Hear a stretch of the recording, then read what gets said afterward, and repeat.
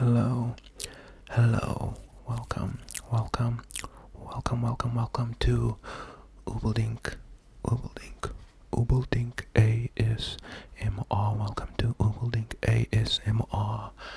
I am the aforementioned Oob. Thank you for joining me today. So we're gonna be reading some poetry from this Leonard Cohen collection over here. Let us compare Mythologies. This is his first collection of poetry, published in 1956. This is going to be soft spoken. I'm sure you already have heard or noticed that. But yeah, I just chose a few. I don't know how many we'll read. It depends on how long I take. But yeah, let's just get started. Okay. So I think I have a list here below. So if you see my eyes wander, because I'm looking at the list that I've prepared. I think let's start with Pioneers. Pioneers again. This is by Leonard Cohen. Pioneers. Let's begin. After one furious year, you thought you could come back with singing armies to cheer the landscape and startle old streams, but someone's bulldozers had heaved the river aside, and fish screamed against fossils in the drying sand. Because you learned some family lines in faces and let go gratefully the easy silhouettes, did you believe the treacherous dead year could go quiet and unmourned and leave no time for gasping and for breath? So roar with your comrades in the staggering mountains, or weep with them at the high views of colored water. But nourish the tired saplings with your marking axe, and if your swing draws blood, dig deeper, and the autumn path will not seem so intricate. I'm not really going to be commenting on the poems. I just want to sort of read them in a relaxing fashion. I'll let them speak for themselves. You can sort of think whatever you'd like. Again, that was Pioneers. Next, let's do Item. This is page 12. Again, okay. Okay, this is Item.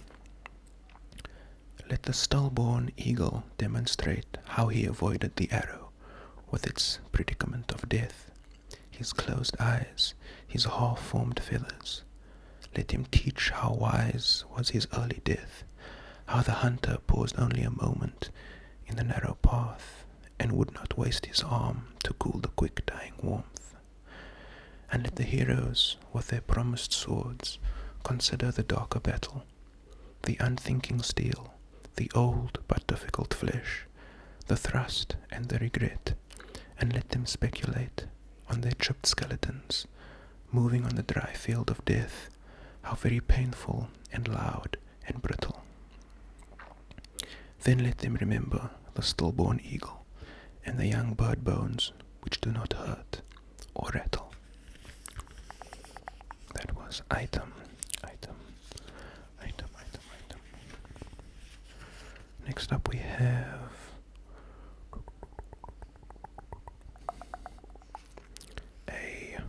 I'm thinking.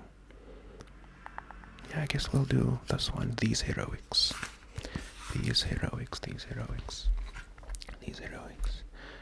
I'll try to look at the camera more. If I had a shining head and people turned to stare at me in the streetcars, and I could stretch my body through the bright water and keep abreast of fish and water snakes, if I could ruin my feathers in flight before the sun, do you think that I would remain in this room, reciting poems to you and making outrageous dreams with the smallest movements of your mouth? That's it. That's the end. Quite a short poem. The next one is also quite short. Folk song, folk song, folk song. The ancient craftsman smiled when I asked him to blow a bottle to keep your tears in, and he smiled and hummed in rhythm with his hands as he carved delicate glass and stained it with the purple of a drifting evening sky. But the bottle is lost in a corner of my house. How could I know you could not cry? That was folk song, folk song, folk song, folk song, folk song. I'm going through these faster than I thought I would. But that's okay, we have many, many poems to work with, many poems to work with, to work with, to work with. Okay, next up, let's do song, song, song. My lover, Peterson, he named me Golden Mouth. I changed him to a bird, and he migrated south.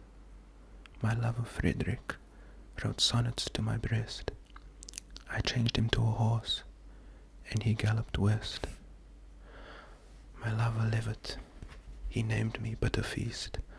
I changed him to a serpent, and he wriggled east. My lover, I forget, he named me Death. I changed him to a catfish, and he swam north.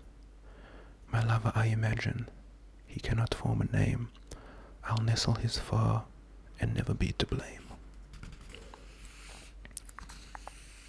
That was a song. Next up, next up, next up, let's go to Twilight on page 42, on page 42, 42, 42. Those days were just the twilight, and soon the poems and the songs were only associations, edged with bitterness, focused into pain by paintings in a minor key, remembered on warm nights when he made love to strangers, and he would struggle through old words, unable to forget he once created new ones, and fumbled at their breasts with broken hands.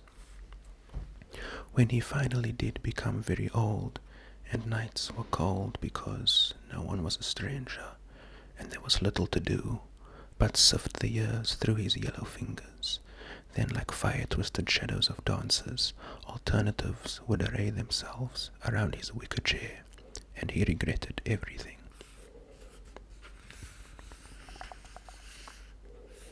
And he regretted everything, everything, everything.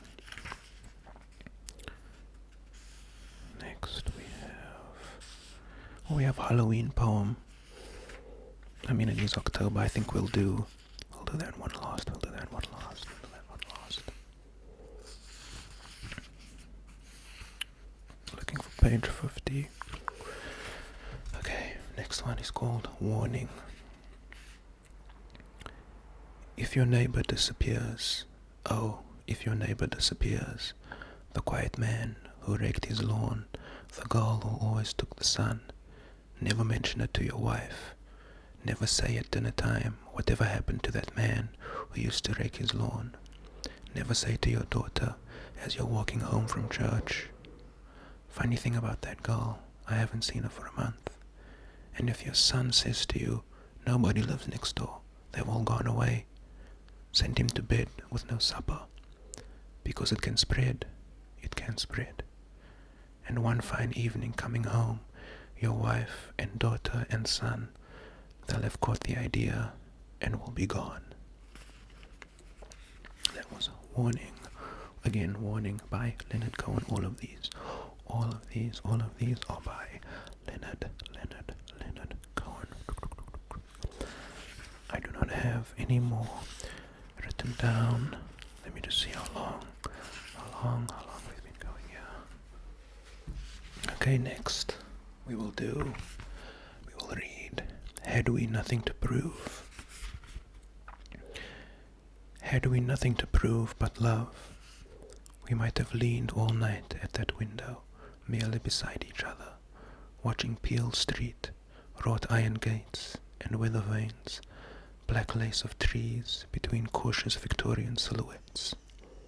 but there were obligations, the formalities of passion, so we sealed the shutters and were expedient in the brevity of night, reading with empty sockets, moonlight in dull hair, softness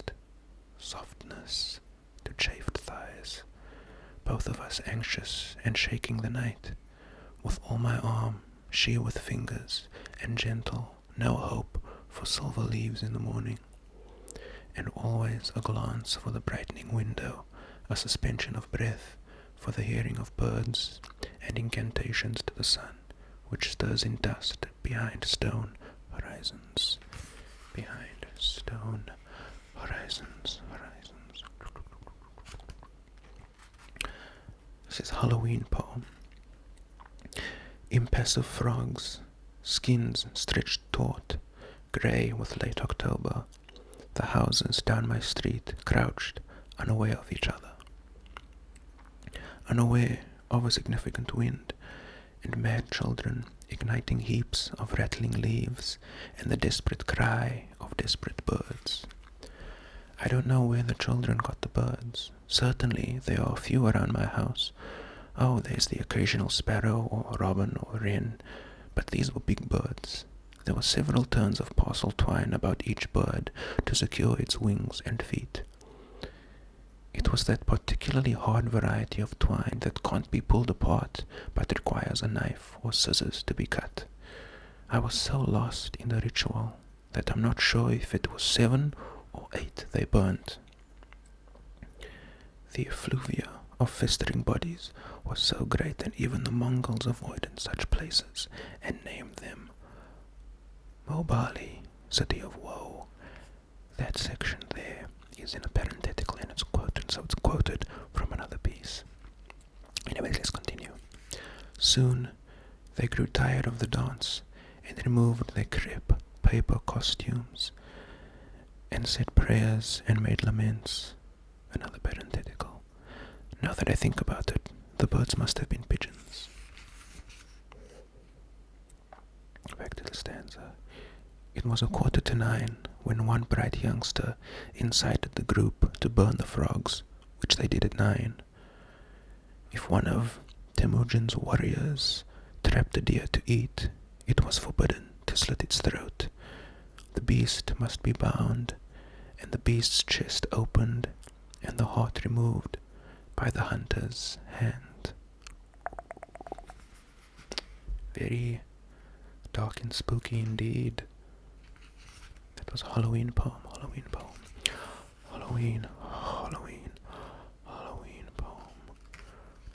I think let me read through one of my favorites again. Let me try to find it.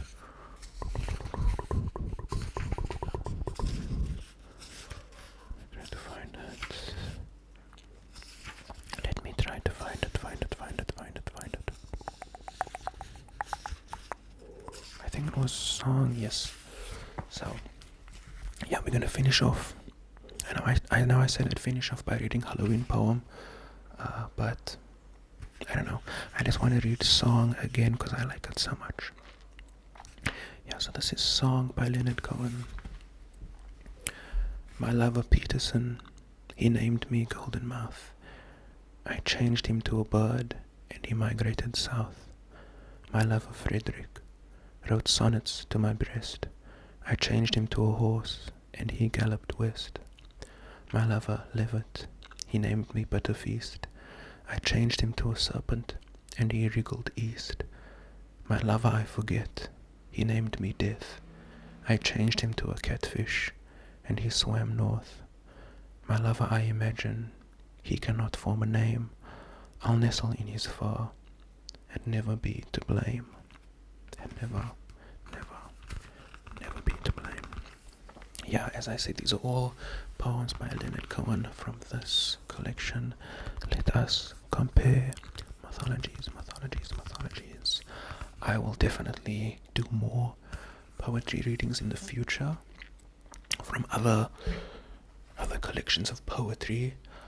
I have a huge Keats collection. I have a John Donne, and then I have a collection of poems by like the metaphysical poets, and then also by like the English romantics. So yeah, I'll definitely be doing some more poetry readings in the future. I hope you enjoyed this video. I hope it could help you relax or just sort of distract you, or whatever you hoped to gain from this video. I hope that you gained it. Yeah. Thank